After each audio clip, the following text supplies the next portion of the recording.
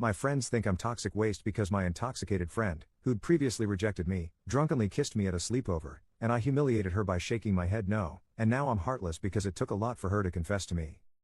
I don't expect you to like, or agree with what I am about to say, but it has always been the way I am, and I've never lied about it. I've always been prideful, to what some would call a fault, but I would call the lack of pride I witnessed the same if I was being brutally honest, a jerk, so maybe we're just different people. I've had the same friend group for most of my life, we're all mid-20s. My friends have known this about me for years, and it just feels like they want me to break my principles for the sake of doing it, which feels toxic to me. I am pretty sure I am in the right, but my friends heavily disagree, so I wanted to ask for outside opinions. I do not believe in the whole break up / get back together, or the yes, no, yes, no thing. If you say you don't want me, end of story, we can close that book and get back to where we were, no problem, and I won't bring it up again. 6-ish weeks ago, I finally got up the courage to ask out my best friend, someone I had feelings for a long time before this. She wasn't interested, and I accepted that right away, because why would I not? We've been friends for a long time, and I didn't expect anything from her. I did distance myself for just a little bit, to get over the awkwardness, but within a little over a week, it was like nothing happened, and I was glad. At least, until this last weekend, where during a sleepover with all of our friends at my place, she kissed me. No one else was paying attention, and I was kind of in shock, so I just pulled away, and shook my head. I honestly figured she was plastered and that would be the end of it. We all had been drinking a lot, and I wasn't even going to bring it up. Next morning, I wake up, and she, as well as a couple of our friends are gone. The ones that were still there were really angry. No matter how I try to explain where I'm coming from, I'm apparently not understanding how hard it was for her to confess, and that she felt humiliated by my reaction. I told them that they all knew how I felt about this kind of thing, and they started talking about how it was a different situation, and that my response was heartless. I don't know, am I the jerk here? Commenter 1. NTA. What the heck is wrong with your friends?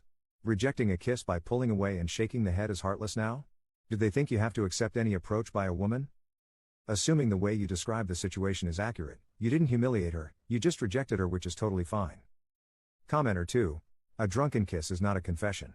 Your friends are morons. Update 1. I promised a couple of people an update if there was one, other than me just losing almost all of my friends in one go, and to my surprise there is. Though at the same time, I'm mostly posting this for me, shouting into a void, because I feel slightly rock bottom right now, and my gut is telling me to quit my job, pack my stuff and leave the state, leave this half of the country, TBH, because life here is unsalvageable for me. I got family out west who'd let me stay for a while, and every second I consider it, it seems like a better idea.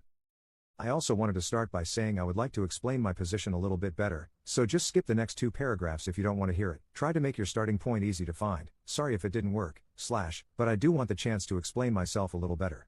I was a wreck writing the first one, and looking back over it, I didn't give many details regarding my reasons, or how I feel about it, outside of avoiding the situations.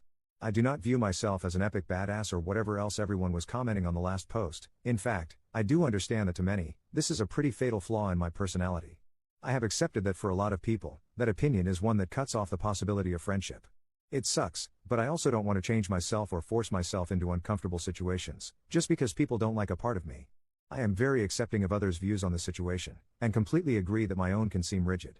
I don't blame people for disagreeing.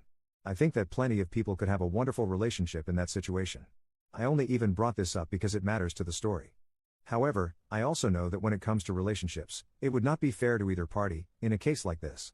I know for a fact I would never fully know that I wasn't a backup option, or that they aren't just saying yes because it's convenient now. I don't want those kinds of thoughts in my head, and I don't want to constantly feel like I have to prove I am worth it in a relationship. I have more pride, or maybe as others have said, self-respect is better wording. It isn't meant as a gotcha, or to punish the other person in any way. It's because even if I still have romantic feelings, I genuinely don't think the relationship is a good idea anymore. Anyway, for the actual update. After almost a full week of radio silence, she replied to my texts and asked if we could meet and talk. I asked where she wanted to meet, and she said my place, I assume for privacy, which is cool. I know a lot of people were talking about her trying to set me up for crimes and stuff, but I'm not really worried about that, from her. I just don't think she would. She isn't vindictive. So when she got here, and we sat down, I pretty much just told her that I was so confused about everything that I didn't even know what to make of all that happened, and I asked her to tell me what happened from her point of view. There were 2 differences between her version, and my version that I picked up on, which may well have been accurate. I was plastered and they aren't huge differences, but at the same time, I can see how it would be embarrassing. She claims that after I pulled away I made a face like I was grossed out. Afterward she said I shifted to be leaning away from her, for the rest of the movie, and it just made it worse. I don't remember either of them, but again drunk. Not gonna deny it, I have little control over my face when I smoke or drink and I absolutely could have made a face without realizing it, just out of shock. I apologized for that and assured her I wasn't disgusted, just shocked as hell, and also assuming it was a drunk mistake kind of thing. Hell, we've all done stupid stuff drunk, no big deal. It was only the next morning when I was bum rushed with accusations before I even got a morning piss that I was told it was meant to be any kind of hint or whatever. She did look really embarrassed at that point and told me she hadn't thought about it that way, and just thought it would be more simple than everything else. I decided, against my better judgment, to ask the question everyone here told me I needed to ask. Why did she actually reject me at first, and what caused her to change her mind? That's when things got really uncomfortable, and I could tell she didn't want to tell me, but eventually, she did. Apparently, her parents are more bigoted than she or anyone else led me to believe, so in her own words, telling them we were in a relationship wouldn't be worth it, since I came out. I am NB, and she said they haven't liked me since then but stay civil for her sake. Meaning that they would just trash talk me whenever I left. Which is really frustrating and embarrassing, considering all I've done for that family over the years. She was scared that dating would push them too far, and they'd cut her off from their lives. She said that she'd hoped maybe we could try dating on DL, and if things got serious enough then she could. I pretty much just told her I had a lot to think about and asked her if I could have some time. She agreed and left, and I don't know if I'm more furious, or embarrassed, or hurt. Why didn't she tell me before now they were saying that kind of stuff about me? What kind of friend does that? I'm not saying she had to cut them off or stop seeing them. I totally understand weird dynamics with parents, believe me, but maybe tell me that they have an open disgust and hatred for my existence before I decide to help them with household chores and treat them like I would family. I mean, I grew up with these people. For God's sake, I thought of her mother as a better one to me than my own, not a high bar, but she was doing cartwheels 50 feet over it in my eyes. I am so sick to my stomach with grief. I'm pretty sure we aren't gonna be able to be friends anymore, and it just hurts. I grew up with her, she is the first person other than my dad I came out to, and I never ever thought there would be anything she would do that I couldn't forgive her for, but making a fool out of me for years, then suggesting we date quietly so her family doesn't have to know she's with a local freak show just feels way too far. I want to forgive her, but she's not even sorry, she didn't even apologize for anything. I want to see her reasons, I want to give her the benefit of the doubt but it just hurts. I'm not sure if I wish I hadn't followed the advice or not, right now, even though I know it's better to know. I am glad, at least that I will know to stop wasting time, labor, and money on people who hate me. But to know that they hate me is so painful. Commenter 1. Wow. I'm so sorry. This is completely different to what I was expecting, and honestly, I think this is this best and worst outcome. It's good that you two were able to sit down and sort through your issues without any drama. On the other hand, finding out that her parents whom you grew up with and view as family actually despises you, is heartbreaking. I'm really sorry about what you're going through, and there are people out there cheering you on. Commenter 2. Well, obviously she messed up, I mean that's not even up for discussion. You don't play games with people's feelings. No rejection and then later a drunk kiss. She didn't even consider your feelings until now, which is wild. I get overthinking in the moment, but you don't start fights with friends without at least a discussion. As for the family, that totally sucks. She probably felt awkward about it and wanted to maintain a friendship with you, so that's why she said nothing. Sort of to protect you. I'm not sure if that's wrong or not. Commenter 3. I apologized for that and assured her I wasn't disgusted, just shocked, and also assuming it was a drunk mistake kind of thing. That's how I saw it. And it makes you a decent human being. Update 2, 8 months later. So, it's been a while. I was talking to a new friend yesterday about why I moved, and remember this account, so I figured I'd give you an update. I didn't confront my ex-friend's mom or dad, I didn't think it was necessary. I believed her.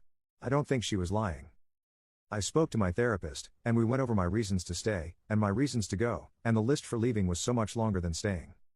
It was pretty simple to move, I was renting on a month-to-month lease, and I didn't have much I needed to keep. I regret that partially now. I think I was a little manic when I started my little spring cleaning and threw away some stuff I wish I'd kept. I'm living with my uncle now, who's really cool, in a much more populated area. It was a lot easier to find friends out here than back home. I did receive a few apologies from the friends who were sending nasty texts before I left, and I accepted those, but I was pretty honest about my plans. The one who really showed their true colors was my ex-best friend. When she found out I was moving, she was pretty furious, and kept yelling and calling me names, and all this stuff, which I thought was because she was going to miss me. Nope. Ended up asking what her parents were supposed to do now, since I was the one who took care of their gardens for the most part.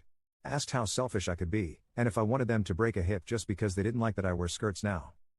She didn't outright call me a slur, but there were a lot of little digs in that last talk that made me keep waiting for it. I don't think she's a jerk. I think she was mad and knew that would hurt my feelings, so she dug in deep. So anyway, I've had her, and most of the people back home blocked for a while, and it doesn't bother me much. I'm doing well. I had a birthday party recently. Side note, I will never ever get over being able to wake up and decide to go to the beach, and just drive there.